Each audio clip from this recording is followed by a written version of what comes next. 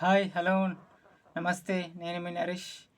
Second inning with Naresh మన YouTube ఛానల్కి స్వాగతం.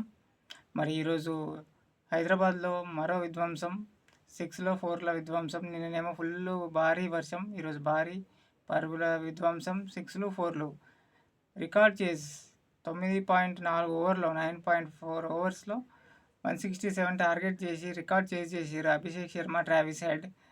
సూపర్. ఇంకా 2 మ్యాచ్లు ఉన్నాయి మన గ్రౌండ్లో, ఉప్పల్లో. ఇంకేం చేస్తారు, ఇంకేం రికార్డ్స్ ఉన్నాయో. కానీ ఈ విధంగా వర్షం, పరుగుల వర్షం 9.4 ఓవర్లో 161 మాత్రం మరి ఊహించలేనిది. మరి అంతకుముందు టాస్ గెలిచి రాహుల్ బ్యాటింగ్ తీసుకున్నాడు. రాహుల్ టాస్ గెలిచి బ్యాటింగ్ తీసుకున్నాడు. కేఎల్ రాహుల్ అసలు ఫీల్డింగ్ తీసుకుంటా ఏం ఆలోచించుకున్నాడు అంటే సెకండ్ బ్యాటింగ్ చేసి హైదరాబాద్ చేసి సరిగా చేయలేదు. ఫస్ట్ బ్యాటింగ్ ఇస్తే చాలా చేసేస్తారు కదా, స్కోర్ భారీ కొడతారు వాళ్ళు. ఫస్ట్ బ్యాటింగ్ చేసి ఎక్కువ మ్యాచ్లు అయితే గెలిచారు. చేసింగ్ అయితే రికార్డ్ బాగాలేదు ఎస్ఆర్హెచ్తో అని ప్లాన్తోనే ఎస్ఆర్హెచ్కి బౌలింగ్ ఇచ్చిండు. వాళ్ళు బ్యాటింగ్ చేసినారు ఫస్ట్, చేయలేదని. బౌలింగ్ ఏం తక్కువ ఉన్నారా? భువనేశ్వర్ కుమార్ 3 మ్యాచ్ల నుంచి సూపర్ ఫామ్, ఫస్ట్లో తీసేస్తున్నాడు వికెట్స్, మెయిన్ వికెట్స్ అని తీసేస్తున్నాడు. Swinging bowling Bhuvneshwar Kumar super ఫామ్లో ఉన్నాడు. 4 ఓవర్స్లో 12 రన్స్ ఇచ్చిండు, 2 wickets, main wickets de Kock and Stoinis. Fielding కూడా సూపర్ ఈరోజు. సన్వీర్ సింగ్ క్యాచ్ అన్నీ సూపర్. ఫస్ట్ 66 ఫర్ 4 ఉన్నది. 99 పార్ట్నర్షిప్తోని బాధోని అండ్ నికోలస్ పురాన్ మెల్లగా 165 టార్గెట్ తెచ్చిరు. అది కూడా రాదనుకున్నాం. తర్వాత వాళ్ళిద్దరు సెట్ అయిపోయి 99 పార్ట్నర్షిప్తో ఆ స్కోర్ మాత్రం తెచ్చిరు. మరి కేఎల్ రాహుల్ స్ట్రైక్ రేటు గురించి మాట్లాడితే మరి వరల్డ్ కప్లో ఛాన్స్ ఎందుకు రాలేదంటే అందుకే నేను ఫస్ట్ నుంచి ఇంతకుముందు వీడియోలో మరీ లేచి స్ట్రైక్ రేట్ అయితే సరిపోదు. మరి 33 బాల్స్ ఆడి 29 రన్స్ ఐపీఎల్లో, అది కూడా పవర్ ప్లేలో సెట్ కాదు అసలు. ఓపెనర్గా వద్దు కేఎల్ రాహుల్, వద్దే. రాంగ్ డిసిషన్ అది. Middle or fourth batsmen opening చాలా ఫైర్. మన హైదరాబాద్ టీమ్స్ వేరే టీమ్స్ లాగా ఆడాలి. ఢిల్లీ వాళ్ళు ఎట్లా ఆడుతున్నారు, మన హైదరాబాద్ వాళ్ళు ఎట్లా ఆడుతున్నారు, ఆ విధంగా రావాలి. విరాట్ కోహ్లీ సూపర్. విరాట్ కోహ్లీ ఎట్లా ఆడతాడు పవర్ ప్లేలో. కేఎల్ రాహుల్ అసలు ఏ మ్యాచ్ కూడా సెల్ఫిష్ పవర్ ప్లేలో స్ట్రైక్ రేట్తో ఆడాడు. ఆ స్ట్రైక్ రేట్ కొంపమొస్తుంది. ఎల్ఎస్జీని చాలా మైనస్ ఉంది స్ట్రైక్ రేట్. కింటన్ డికాక్ వచ్చాడు ఈరోజు, కింటన్ డికాక్ కూడా ఫెయిల్. భువనేశ్వర్ బౌలింగ్ ఎట్లా ఉంది ఈ మధ్య. తర్వాత ఇంకా స్టోయినిస్ తొందరగా అయిపోయింది. మెయిన్ బ్యాట్స్మెన్స్ వెళ్ళిపోయినారు కదా. ఇంకెవరు బాధోని, కృణాల్ పాండ్యాని పైన పంపించారు ప్రమోషన్ ఇస్తే. తను కూడా స్ట్రైక్ రేట్తో 25 రన్స్ ఏమో కూడా చేసిండు.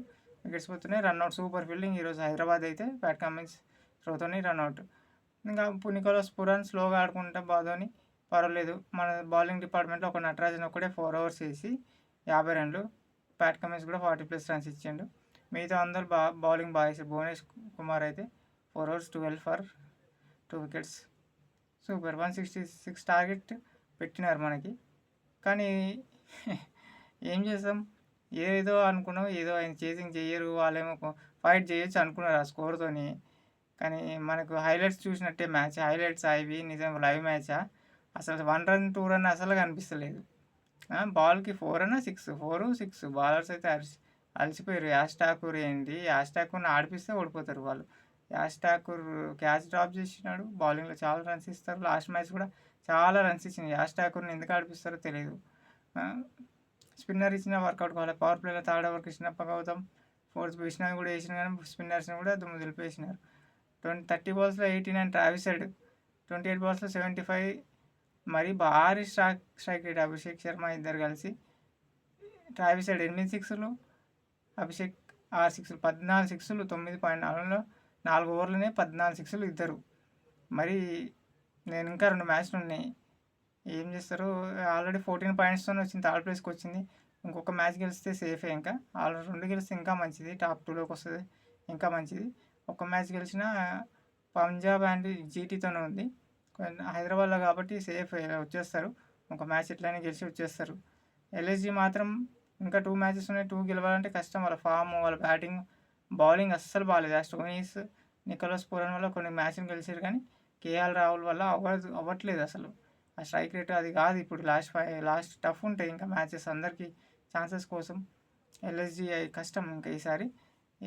ఒక మ్యాచ్ పోతే అయిపోతుంది, ఇంకా దాని పని కూడా అయిపోయిందంటే. ఇంకా ఢిల్లీ బెటర్. ఢిల్లీ పైకి వస్తుంది. అన్ని మ్యాచ్లు గెలుచుకుంటే ఇంకా 2 మ్యాచ్లు గెలిచిందంటే అది కూడా టాప్లో ఉంటుంది 16 పాయింట్స్తో. ఇంకా ఎస్ఆర్హెచ్కి అయితే ఒక 2 మ్యాచెస్ ఉన్నాయి. ఒకటి గెలిచి 2 గెలిస్తే ఇంకా సేఫ్. ఒకటి 16 పాయింట్స్ అయితే కొన్ని టై అవుతుంటాయి మళ్ళీ. మరి చూద్దాం రేపు మ్యాచ్. రేపు ఆర్సీబీ పంజాబ్ ఇద్దరికి ఛాన్స్ లేదు. రేపటి మ్యాచ్ అయితే ఇద్దరికి ఛాన్స్ అయితే లేదు, కానీ మ్యాచ్ విన్నింగ్ కోసం, ఇంకా ఎంటర్టైన్మెంట్ కోసం, ఇంకేమో ఆర్సీబీకి 14 పాయింట్స్ వస్తే ఏమో ఛాన్స్ ఉండదు కానీ ఎంటర్టైన్మెంట్ ఉంటుంది రోజు రేపు. 2 చేసింగ్, ఇద్దరు బ్యాటింగ్ బాగా ఆడుతున్నారు ఇప్పుడైతే సెకండ్ రౌండ్లో. ఇప్పుడు ఛాన్స్ పోయినాక పంజాబ్ బాగా ఆడుతుంది. లాస్ట్ మ్యాచ్ ఓడిపోయారు పంజాబ్ చెన్నైతో. ధర్మశాలలో రేపు మ్యాచ్. బెంగళూరు అయితే సూపర్ ఫామ్లో ఉంది చేసింగ్. వాళ్ళే విరాట్ కోహ్లీ, డూప్లెసిస్ ఎట్లా ఆడిన లాస్ట్ మ్యాచ్. వాళ్ళు బాగా ఇంట్రెస్టింగ్ ఉంటుంది మ్యాచ్ అయితే, బాగుంటుంది రేపు. ఈ నువ్వా నేను అన్నట్టు ఉంటుంది. ఇద్దరికి ఛాన్స్ లేదు. ఈరోజు మాత్రం హైదరాబాద్లో నిన్న వర్షం, ఈరోజు ఇది. హైయెస్ట్ స్కోరింగ్ 167, 9.4 ఓవర్లో. ఇది మొదటిసారి ఐపీఎల్లో రికార్డ్ స్కోర్.